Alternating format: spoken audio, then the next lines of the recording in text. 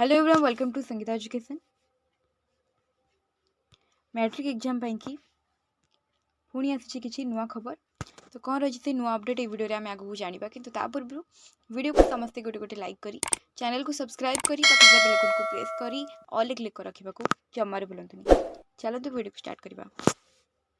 आसंता 19 तारिख रु आरंभ होउथिबा मैट्रिक मध्यम और मुक्त विद्यालय सर्टिफिकेट परीक्षा पाई माध्यमिक शिक्षा परिषद बा बोर्ड पक्षर प्रस्तुति चूड़ांत पर्यायर पहुंची। परीक्षा प्रश्नपत्र मंगलवार ठारू बोर्ड स्ट्रंग रूम रू नोडाल सेंटर को पठाଯିबा कार्य आरंभ होइछि।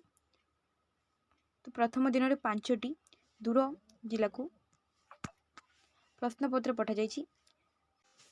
सेमी डिजिलकर व्यवस्था सहित प्रति गाड़ी बोर्ड रो 2 जन कर्मचारी समेत सशस्त्र सुरक्षा कर्मी नियोजित होइछन्ति। आसंता 16 तारिख सुधा समस्त जिला को प्रश्नपत्र पठाजिबाकू बोर्ड पक्षर कार्यसूची स्थिर होइछि। प्रश्नपत्र केउ रूट रे जीवो ताहा मध्य स्थिर होइतिबा बेले बोर्ड पक्षर एआई बा कृत्रिम बुद्धिमत्ता सहायता प्रश्नपत्र नहीं जाउथिबा गाड़ी उपरे कड़ा नजर रखा जाइछि। प्रश्नपत्र रखिबा पाई राज्य रे मोट 322 नोडल सेंटर रहिथिबा बेले सुरक्षित भाव प्रश्नपत्र परिवहन पाई 49 डिस्पैच टीम गढ़ा जाइछि। परीक्षा को स्वच्छ श्रृंखलित करने सहित परीक्षा कॉपी रोकवा और प्रश्नपत्र वायरल रोकने त्रिस्तरीय स्क्वाड व्यवस्था होइछि। तो माध्यमिक शिक्षा परिषद बा बोर्ड पक्षर 37 स्पेशल स्क्वाड गढ़ा जाइछि। स्पेशल स्क्वाड रो प्रति टीम रे 2 जन शिक्षक बा शिक्षाविद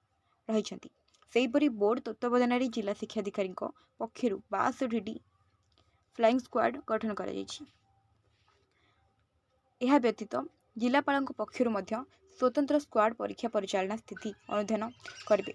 बोर्ड सभापति श्रीकांत तराई कहवा अनुसार चलित वर्ष मैट्रिक परीक्षार समस्त परीक्षा केन्द्र नोडाल सेंटर आदि सीसी कैमेरा समेत लाइव स्ट्रीमिंग व्यवस्था करा जाइछि। तो बर्तमान जहाँ भी किसी अपडेट आसाला मैट्रिक बोर्ड एग्जाम की वीडियो में आप समस्त जानी